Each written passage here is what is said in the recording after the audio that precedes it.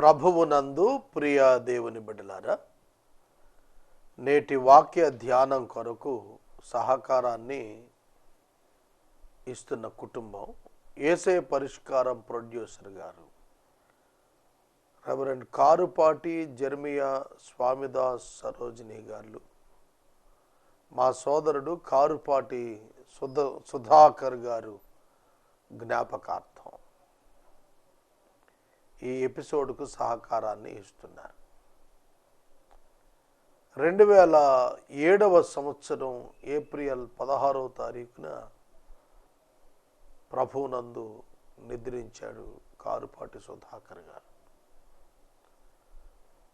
ప్రభువునందు ఉన్న ఆయన ప్రభు రాకడలో తిరిగి వస్తారనే నిరీక్షణతో మేమున్నాం.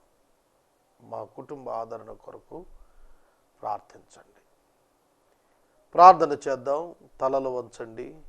వాక్య ధ్యానము మనకు ప్రభువిచ్చునట్లు, ఆ వాక్యము చేత మనం బలపరచబడినట్లు ప్రార్థించుకుందాం.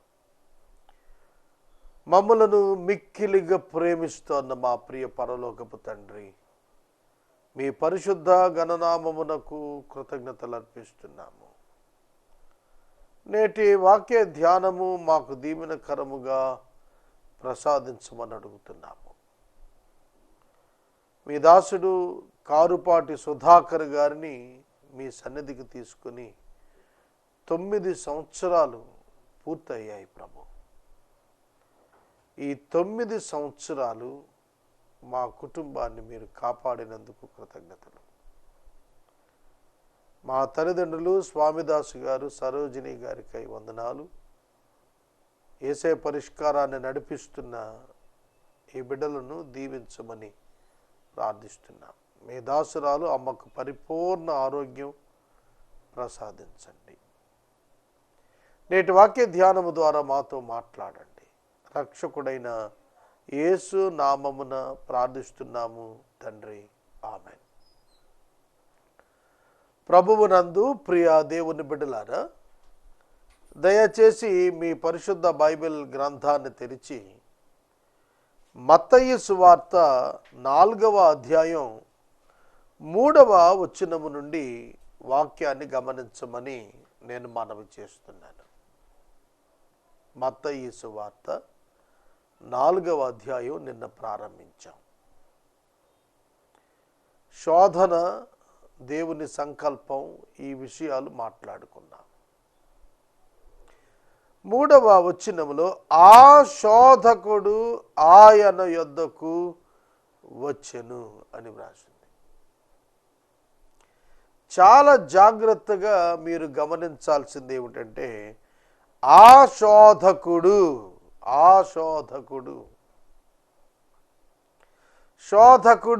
అనేటువంటి పదం మనం చూచినప్పుడు nature of that persons mind, ఆ వ్యక్తి యొక్క హృదయము, అతని యొక్క వ్యక్తిత్వము, అతని యొక్క పనితీరు, అతని టైటిల్ మనకు జ్ఞాపకం చేయబడుతుంది.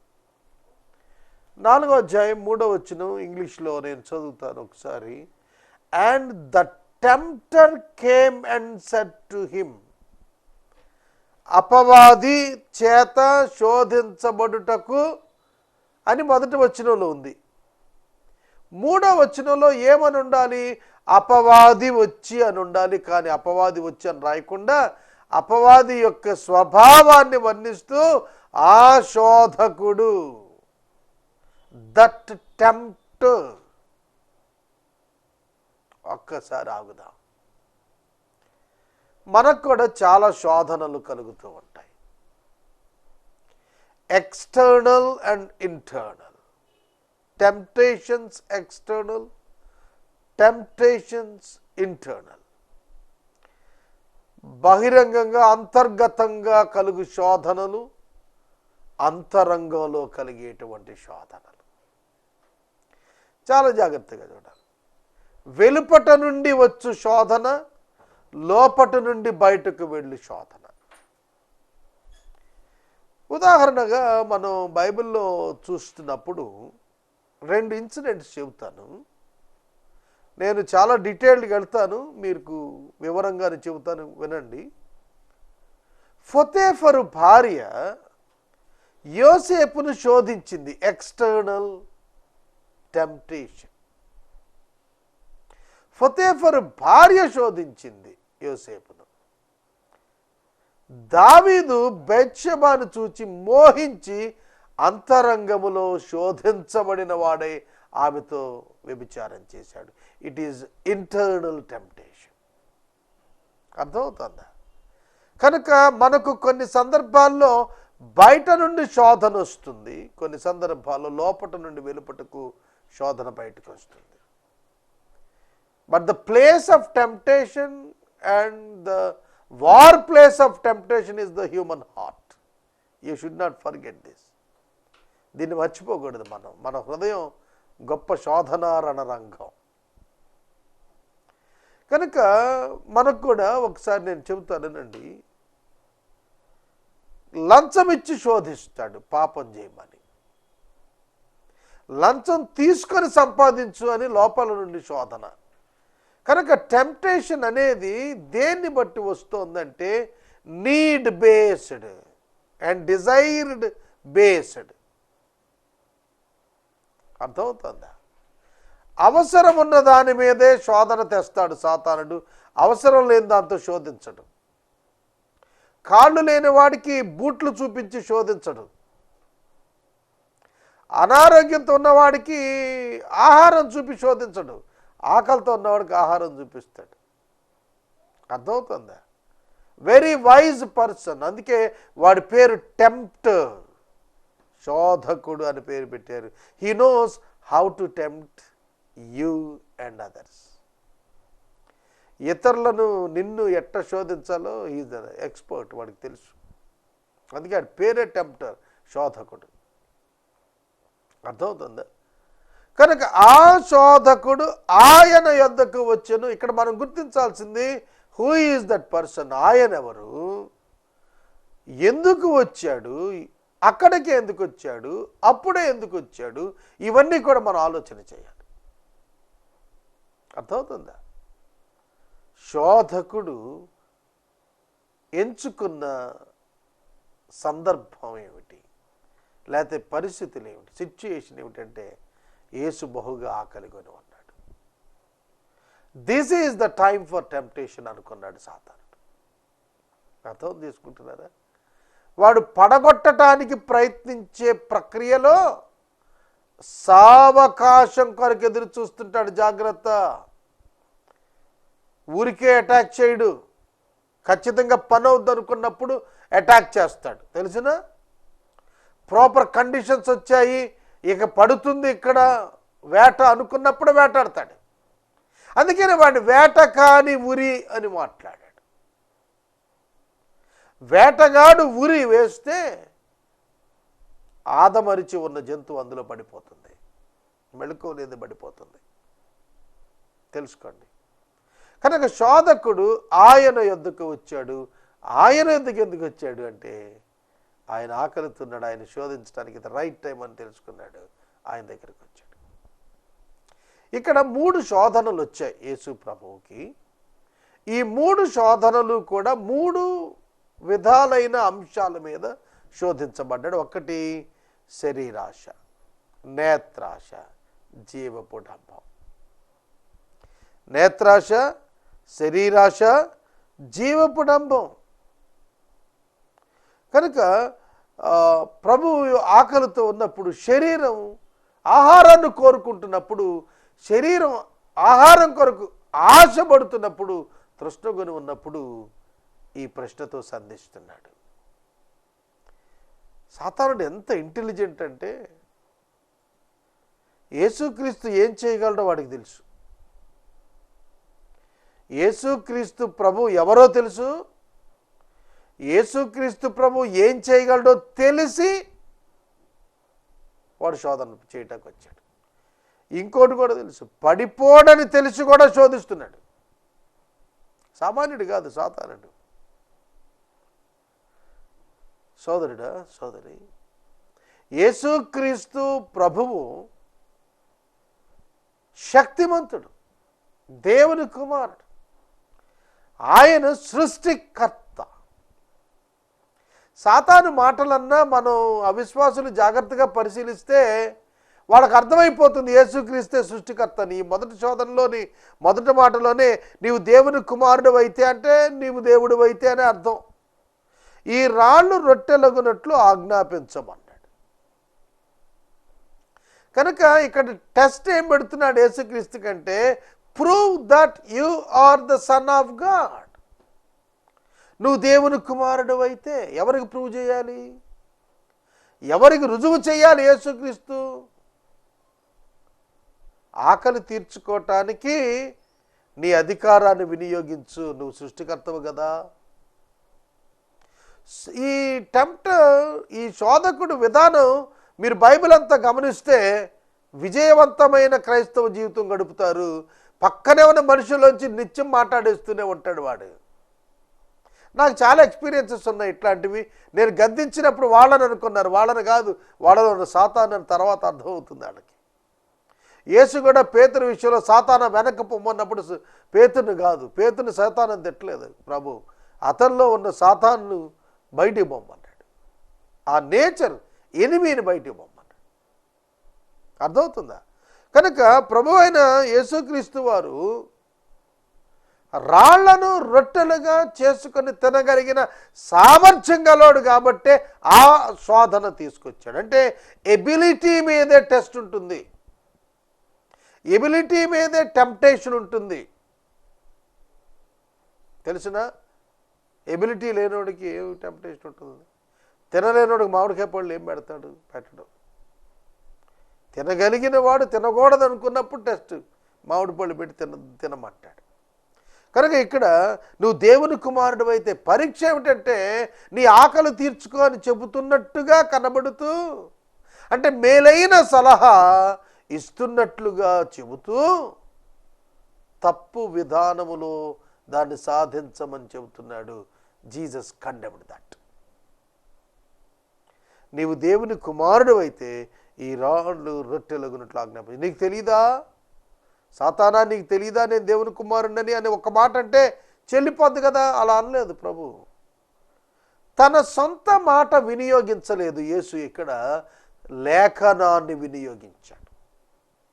మీరు గుర్తుపెట్టుకోండి, whenever you face the problem or the temptation, you need to use the scripture, not your own word. నీ సొంత మాట కాదు సాతాన్ని జయించడానికి నువ్వు వాడాల్సింది, లేఖనం వాడాలి. Not by your argument, not by your intellectuality. నీ జ్ఞానం చేత నువ్వేదో సాతాన్ని జయించేస్తాను అని అనుకుంటున్నావేమో. ఇంపాసిబుల్, జరిగేది కాదు, సాధ్యం కాదు. అది జీసస్ కోటెడ్ ది స్క్రిప్చర్. సాతాను అంటున్న మాట అపవాది, నీవు దేవుని కుమారుడు అయితే ఈ రాళ్ళు రొట్టెలుగునట్లు ఆజ్ఞాపించు. దేవుని కుమారుడికి రాళ్ళను రొట్టెలుగా మార్చగలిగే శక్తి ఉంటుంది. అర్థమవుతుందా? కనుక నీ శరీర ఆకలి తీర్చుకోవటానికి నీ దైవశక్తిని వినియోగించమన్నాడు. బైబిల్లో మీకు తెలిసిన యేసు ప్రభువు తన దైవశక్తిని ఎన్నడూ తన భౌతిక అవసరాల నెరవేర్పుకు వాడుకోలేదు. దట్ ఈస్ ద ఇంటగ్రిటీ, అది యథార్థత. మా నాన్నగారు నేను 8వ తరగతి చదువుతున్నప్పుడు పరీక్ష పేపరు ఆయన ఇచ్చాడు. మాస్టర్ కదా ఆయన, పరీక్ష పేపర్ ఇచ్చాడు. నేను చదువుతున్నాను లేదో నన్ను ఆరాధించినప్పుడు నా చదువు సరిగా లేదని ఆయనకు అర్థమైంది. ఆయన ఆ పరీక్ష పత్రం ఇచ్చిన ఆయన he did not reveal that paper to me. ఆ ప్రశ్నాపత్రం తాను నాకు ఇవ్వలేదు. It is the integrity. తను చేయగలిగి కూడా తన ఇతర అవసరత కొరకు దాన్ని జరిగించుకోకుండా కాపాడుకోండి. నేను కూడా అంతే, నేను అది మా నాన్న దగ్గర నేర్చుకున్నాను. I can raise money at any amount of money for anything, but I can't. మీకు అర్థమైంది నేను చెప్పింది? ఎంత డబ్బైనా రేజ్ చేయగలను, దేని కొరకైనా రేజ్ చేయగలను, కానీ I never raise money to build or to establish any earthly things. కష్టపడైన దేవుని విధానం కొరకే ప్రయత్నం చేశాను తప్ప నా సొంత విధానం నెరవేర్చుకోవడానికి I never use the ministry. నా పరిచర్యను నేను ఎన్నడూ వాడుకోలేదు. దేవుడు నాకు ఇచ్చినటువంటి సేవకుడనే ఆ టైటిల్ ఐ నెవర్ మిస్యూజ్. ఎప్పుడు నేను దాన్ని వ్యర్థం చేయలేదు, అనవసరంగా వాడుకోలేదు. దీన్ని చూపించి నా ఇంటినో నా కుటుంబాన్నో పోషణకో పిల్లల చదువుకో దేనికో ప్రయత్నం చేయలేదు, చేయను కూడా అట్లాంటిది. ఎందుకంటే ఇక్కడ యేసు రాళ్లను రొట్టెలుగా అయ్యేటట్లు ఆగ్రహిస్తే చాలు. You just say a word, you don't need to work hard. నువ్వు కష్టపడక్కర్లే, యు జస్ట్ సింప్లీ సే. నువ్వు ఒక మాట చెప్పే అయిపోతుంది. నువ్వు దేవుని కుమారుడు అయితే, తాను దేవుని కుమారుడని రుజువు చేసుకొనమని సవాలు వచ్చినప్పుడు అవసరం లేదన్నాడు ప్రభు. ఎవరి కోసం రుజువు చేయాలండి? ఇదే ప్రశ్న మళ్ళీ ఎండింగ్ టైంలో, నీవు దేవుని కుమారుడువా అయితే మాతో చెప్పు. నువ్వు దేవుని కుమారుడువా, నువ్వు దేవుని కుమారుడు అయితే మాతో చెప్పు. ప్రధాన యాజకులు యేసు ప్రభువుని అడిగినటువంటి మాట. నువ్వు దేవుని కుమారుడు అని చెప్పుకుంటున్నావు కనుక నువ్వు చావాల్సిందే, అప్పటికైనా దేవుని కుమారుడిని ఒప్పుకో. అర్థమవుతుందా? కనుక it is the test for him from the day 1 to the end time. ఆయన చివరి రోజు సిలువ దినం వరకు కూడా same temptation Satan has continued. అర్థమవుతుందా మీకు నేను చెబుతున్న వాక్యము? నువ్వు దేవుని కుమారుడు అయితే అనే ప్రశ్న ఆయన పరిచర్య ప్రారంభపు దినాన శోధన మొదలుకొని పరిచర్యలో సిలువ దినాన శోధన దగ్గర కూడా నీవు దేవుని కుమారుడు కదా, నిన్ను నీవు రక్షించుకొని మమ్మల్ని రక్షించు. Is it not possible for Jesus to save himself and save others? Yes, it is possible with him. ఇతరులను రక్షించి తను రక్షించుకోలేడా? చెప్పండి. మల్కు చెవి తెగ నరికాడు పేతురు. ఎక్కడ? గెత్సెమనే వనంలో. పేతురు చెవి తెగ నరికితే చెవి ఊడి కింద పడింది, రక్తస్రావం అయింది.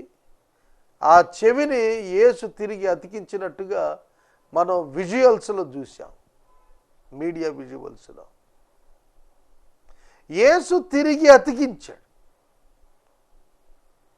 మరి ఆయన గాయాలని ఆయన రూపుమాపుకోలేడా? పక్కన సులువు మీద ఉన్న వాళ్ళు గాయాలు చెయ్యేసిట్టని తీసేయలేడా? It's not the way. దానికోసం రాలేదు ఆయన. ఆయన సిలువేయబట్టానికే వచ్చాడు, ఆయన గాయపరచబట్టానికే వచ్చాడు. ఆయన గాయపరచబడ్డాడని లేఖను నెరవేర్చడానికి వచ్చినవాడు సిలువు దిగొచ్చి నిరూపిస్తాడా? కానీ దేవుని కుమారుడు కాబట్టే ఆయన రాళ్ళు రొట్లుగా చేయలేదు. ఆయన విధానం ఆయనకుంది. ఆయన ఆకలి కొన్నాడు. బైబిల్లో ఇక్కడొకటే కాదు, ఆయన ఆకలి కొన్న సందర్భాలు చాలా ఉన్నాయి. True human being, 100% human being, 100% మానవుడిగా యేసు ప్రభు ప్రత్యక్షతలో ఇచ్చాడు మనకు. దానికి ఆయన ఇచ్చిన జవాబు, మనుషుడు రొట్టె వలన మాత్రము కాదు గాని దేవుని నోట నుండి వచ్చు ప్రతి మాట వలన జీవించును అని వ్రాయబడి ఉన్నది అనెను. ద్వితీయ ఉపదేశకాండము 8వ అధ్యాయం 2వ వచనంలో ఈ మాట కనిపిస్తుంది. ఏమన్నాడు యేసయ్య? రాళ్ళు రొట్టెలు చేసుకోవటం పక్కన పెట్టు, అది కాదు, కానీ మనుషుడు రొట్టె వలన మాత్రమే జీవించడు. Not by bread alone. ఇవాళ మనం జీవిస్తున్నది దేన్ని బట్టి? ఉట్టి రొట్టెని బట్టా? కాదు, యేసయ్యని బట్టి. రొట్టె తినటానికి ఆధారం ఏంటంటే ప్రాణం ఉండటం. అసలు ఆ ప్రాణం ఉండటానికి సోర్స్ ఎవరంటే గాడ్, దేవుడు. కనుక మనిషి బ్రతకటానికి, మనిషి జీవించటానికి కావలసిన ప్రాణాన్నిచ్చే దేవుడు. కనుక రొట్టె మాత్రమే మనిషిని బతికిస్తుంది అనుకోకండి. ఎవరు తిండి లేక ఎవరు చచ్చిపోతారండి? ఎంతమంది చనిపోవటం లేదు? కనుక రొట్టె బ్రతికిస్తుంది అనుకుంటున్నారా? అందుకే ప్రభు చెప్పారు, ఏమి తిందుమా ఏమి త్రాగుదమా అని మీరు సందేహించకండి. మీరు అలా ఆలోచించకండి. అన్యులు అలా ఆలోచిస్తారు. ఎవడైనా 10 తరాలకు సరిపడ సంపాదిస్తున్నాడంటే ఒక్క మాట చెప్పండి వారికి, మీరు అవిశ్వాసి, మీరు 10 తరాల కోసం సంపాదిస్తున్నారు, రేపేం సంభవించినో తెలియదు, నేటికీడు నేటికి చాలును, ఈనాడు నాకు దేవుడు ఆహారం ఇస్తే చాలును. రైట్, ఆహారం ఇస్తాడు, తినే ఆరోగ్యం ఉండదు నీకు రేపు. కాబట్టి వాక్యాన్ని గుర్తెరుగుదాం. రొట్టె వలన మాత్రము కాదు, రొట్టె వలన మాత్రమే కాదు, నాట్ ఓన్లీ బై బ్రెడ్. 119వ సంకీర్తన 50వ వచనంలో, నీ వాక్యమే నన్ను బ్రతికించినది, బాధలలో నాకు నెమ్మదినిచ్చింది అన్నాడు. దేవుని వాక్యం పేరు జీవాహారము. దేవుడు బ్రతికిస్తున్నాడు, దేవుడు ఆరోగ్యం ఇస్తున్నాడు, దేవుడు ఆయుష్నిస్తున్నాడు, దేవుడు ఆక్సిజన్ ఇచ్చాడు. కనుక ఆహారం వల్లే బతుకుతావు, ఆహారం తినకపోతే చచ్చిపోతావు. కాబట్టి అల్టిమేట్ ఏంటంటే, to escape from the physical death you need to do something against the will of God. చూడండి, ఎక్కడి నుంచి అక్కడికి అపవాది ప్రణాళికలు వేసి మాట్లాడతాడు. కనుక దేవుని నమ్మిన పిల్లలు తెలుసుకోవాలి, మన జీవము ఆయన యొద్ద దాచిపెట్టబడి ఉన్నది, మన భవిష్యత్తు ఆయన చేతిలో ఉన్నది, మన భవిష్యత్ జీవిత కాలము ఆయన చిత్తమున ఉన్నది. సోదరుడా, సోదరి, ఆయన ప్రతి మాట, దేవుని నోట నుండి వచ్చి ప్రతి మాట, every word has power to give you the life. ప్రతి మాటలో దేవునికి జీవమిచ్చుటకు ఆయన యొద్ద మాట ఉన్నది. ఆయన మాటలు బ్రతికిస్తాయి. లాజరు బయటికి రమ్ము అనే మాట శవాన్ని బ్రతికించి బయటికి తీసుకొని వచ్చింది. కనుక జీవాన్ని ఇచ్చేది దేవుని మాట తప్ప భౌతిక బలాన్ని ఇచ్చేటువంటి ఆహారం కాదు. కనుక శరీరంలో ఆహారం నన్ను బతికిస్తుందని అనుకుంటే తిండి లేక తెచ్చావని కాదు. నువ్వు దేవుడు లేని జీవితాలు అలా అనుకుంటారు, కానీ మానవ జీవితానికి దేవుడిచ్చినది ఆహారం కాదు, ఆయన మాట. His word is important in our lives, particularly in the lives of believers. ప్రాముఖ్యంగా విశ్వాసుల జీవితాల్లో వారు గ్రహించాల్సింది ఏంటంటే, మనం తిండి వలన బ్రతకటం లేదు, మనం తిండి కొరకు బ్రతకటం లేదు. పౌలు గారు కూడా ఖండించాడు, వారి కడుపే వారి దేవుడు, వారు దానికి దాసులు అన్నాడు. కనుక మనం ఎందుకు తింటున్నాం? బ్రతుకుతూ ఉన్నాం కనుక తింటున్నామా? బ్రతకటానికి తింటున్నామా? బ్రతకటానికి తినేది అవిశ్వాసి, బ్రతుకుతున్నాము గనుక తింటున్నాం. Not to live but we are living. బ్రతకటానికి తింటలేదు, మనం బ్రతుకుతున్నాం కాబట్టి తింటున్నాం. కనుక ఇక్కడ what is important? Life is important more than the food. The source of the life is the word of God. వాక్యము జీవమునకు ఆధారం, దానితో మనిషి బ్రతుకుతాడు. చెప్పింది ఎవరు? యేసుక్రీస్తు. ఇక అందులో తేడా లేదు. కనుక దీన్ని పరీక్షిద్దాం, ఇది కరెక్టా కాదా, డిబేట్ పెడదాం అనుకోవటం యూజ్లెస్, అనవసరం. ఆ వ్యాఖ్య అనవసరం. చెప్పింది యేసయ్య, సృష్టికర్త చెబుతున్నాడు, మనుషుడు రొట్టె వలన మాత్రము కాదు కానీ దేవుని నోట నుండి వచ్చు ప్రతి మాట వలన జీవించును అని నేను చెప్పటం లేదయ్యా, అని వ్రాయబడి ఉన్నది. You go and search. చూడండి, ఈ ప్రశ్నకి, ఈ శోధనలో యేసు ఇచ్చిన జవాబుకి సాతానేమి డినై చేయలే. సాతానేమి అదేంటయ్యా ఎక్కడ రాసి ఉంది, నువ్వు చెప్పిన చోట లేదే, నేను ఎతికాను కనపడలా అలా. Devil knows the scriptures more than you. నీకంటే సాతానికి బాగా వాక్యం తెలుసు. అందుకే అబద్ధ బోధకులకు వంకర మార్గంలో స్క్రిప్చర్స్ నూరి పోసేస్తాడు వాడు. సాధారణమైన విశ్వాసుల వాక్యానుభవం లేని వాళ్ళు అబద్ధ బోధకులు తట్టుకోలేరు. They can't argue with them, they can't stand before them. చాలా కష్టం వారి ముందు నిలబట్టు. ఎందుకంటే వాక్యాన్ని బాగా నూరిపోస్తాడు అబద్ధ బోధలో. వాక్యమే అపార్థంలో తీసుకుంటాడు. తెలుస్తోందా? కనుక శోధన నీకొచ్చినప్పుడు నీవు శోధనకు లోబడిపోవద్దు, ఎదిరించు. అపవాదిని ఎదిరించు, అప్పుడు వాడు నీ ఎదురించి పారిపోతాడు. అక్కడ మనకు ప్రభు చెప్పింది దేవునికి లోబడు. మ్యాండేటరీ ఏంటంటే obedience to the word of God. దేవునికి లోబడుడి, అపవాదిని ఎదిరించండి. అది సిస్టమ్, అది ప్రాసెస్. చాలామంది అపవాదిని ఎదిరిస్తుంటారు, దేవునికి లోబడరు. అపవాదేవి నీకు లోబడ్డావు, తిరుగుబాటు చేస్తాడు.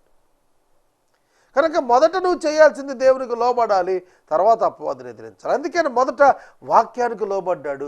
ఇలా రాయబడి ఉంది కాబట్టి నేను అది చెయ్యను. Your response must depends on the scripture. నీ ప్రతిస్పందనకు ఆధారం లేఖనం కావాలి. సాతాను శోధనను నువ్వు జయించాలి అంటే నీ ప్రతిస్పందనకు మూలము, ఆధారము దేవుని వాక్యమై ఉండాలి. అప్పుడే నీవు గ్రహించగలుగుతావు, జయించగలుగుతావని ప్రభు పేరు నేను మనవి చేస్తున్నాను.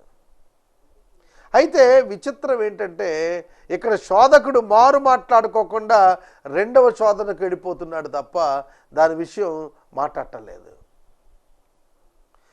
గ్రహిస్తున్నారా? ద్వితీయోపదేశకాండం తెలుసు వాడికి, దేవుడు చెప్పిన మాటలు తెలుసు. యేసు ఆ మాట అనగానే మాట్లాడకుండా రెండో దానికి వెళ్ళాడు. ఆర్గ్యుమెంట్ చేయలేదు, ఇంకా వివరణ ఏమీ చెప్పకుండానే అతడు, ఆ శోధకుడు రెండవ శోధన వైపు వెళ్ళిపోతున్నాడు. 5వ వచనం రెండవ శోధనను గురించి మాట్లాడుతుంది. ప్రతి మాట అనేది అండర్లైన్ చేయండి. ప్రతి మాట. Equally every word has the power. కనుక చాలామంది అనుకుంటారు మత్తయి సువార్త చాలా గొప్పదండి మార్కు కంటే, కొంతమంది యోహాను సువార్త ఈ మూడింటి కంటే గొప్పదండి. అబ్బాబే లేదండి, ఎబ్రీ పత్రిక ఇంకా చాలా బ్రహ్మాండం అండి. ఏం కాదు, ప్రతి మాట విలువైనది, ప్రతి మాట శక్తి కలిగినదే, ప్రతి మాట ఆయన నుండి వచ్చేది, ప్రతి మాట ఆయనదే. కనుక ఆయన నోట నుండి వచ్చు ప్రతి మాట దేవుని వాక్యం. ఆ వాక్యము అది మత్తయిలో ఉన్నా, ఆదికాండంలో ఉన్నా, నిర్గమకాండంలో ఉన్నా, ప్రకటన గ్రంథంలో ఉన్నా, ఇట్ ఈస్ మోర్ పవర్ఫుల్. అది శక్తివంతమైందే. కనుక శోధకుడు మీ యొద్దకు వచ్చి మీ యొక్క ఐడెంటిటీ మీద పరీక్ష పెడతాడు. జాగ్రత్త. నీ ఐడెంటిటీ మీద, నువ్వు సేవకుడువు కదా, నువ్వు విశ్వాసము కదా, నువ్వు ఇలా ఉండు అని చెబుతాడు. అక్కడే నువ్వు వాక్యము చేత వాడిని ఎదిరించడం నేర్చుకోవాలి. యేసుక్రీస్తు ప్రభు యొక్క ఐడెంటిటీ, ఆయన దైవకుమారుడు, దాని మీద శోధన పెట్టాడు. దానికి అనుకూల సమయాన్ని ఎంచుకున్నాడు. జాగ్రత్త. సాతానుడు శోధన చేయుటకు నిరంతరం ఎదురు చూస్తూ ఉన్నాడు. కన్వీనియంట్ ప్లేస్ వచ్చినప్పుడు అటాక్ చేస్తాడు. ఉమేష్ చంద్ర అనే ఒక ఐపీఎస్ అధికారిని Hyderabad SR Nagar road cross రోడ్స్లో కాల్చి చంపారు. అప్పుడు నేను పేపర్లో చదివాను. వాళ్ళు రెక్కి నిర్వహించి ఎక్కడైతే ఈ ఐపీఎస్ అధికారి దొరుకుతాడని చూస్తే ట్రాఫిక్ సిగ్నల్స్ దగ్గర ఆయన ట్రావెల్ చేస్తూ ఆఫీస్కి వెళ్తున్న టైంలో ఖచ్చితంగా అక్కడికి ఆయన వాహనం వస్తుంది, అక్కడ అటాక్ ఇచ్చారు. కనుక సమయం కొరకు సాతానుడు ఎదురు చూస్తుంటాడు. జాగ్రత్త. నీ జీవితంలో రకరకాల సమయాలు గుండా నువ్వు వెళుతూ ఉంటావు. అటువంటప్పుడు నీ ప్రవర్తన జాగ్రత్తగా కాపాడుకో. ప్రార్థన చేసుకుందాం. నేటి వాక్య ధ్యానానికి సహకారం ఇచ్చిన వారు మా తల్లిదండ్రులు, ఏసే పరిష్కారం ప్రొడ్యూసర్ గారు, మా సోదరుడు కారుపాటి సుధాకర్ గారి మరణదిన జ్ఞాపకం చేసుకుంటూ జ్ఞాపకార్థంగా మా తల్లిదండ్రులు స్వామిదాసు గారు, సరోజిని గారు ఈ ఎపిసోడ్కు సహకారం ఇచ్చారు. ఈ కుటుంబాన్ని ప్రభు దీవించునుగాక. వృద్ధాప్యంలో ఉన్న తల్లి గారి ఆరోగ్యం కొరకు ప్రార్థించమని ప్రార్థించుకుందాం. మమ్మల్ని మిక్కిలిగా ప్రేమిస్తున్న మా తండ్రి వందనాలు. వాక్యము విన్న బిడ్డలను దీవించము. శోధకుడు సమయం కొరకు పొంచి ఉండి చూస్తున్నాడు. ప్రభువాడు వేటగాడు, ఉరి ఒడ్డుతాడు. అనుకూల పరిస్థితుల కొరకు ఆశతో కనిపెట్టాడు. మేము తప్పించుకునే కృప దయచేయము ప్రభు. మా ఆత్మీయ జీవితాలు నిత్యం జాగ్రత్త పరుచుకోవడానికి మాకు మెళకువ దయచేయము. సాతానీ శక్తులను లయపరచము ప్రభు.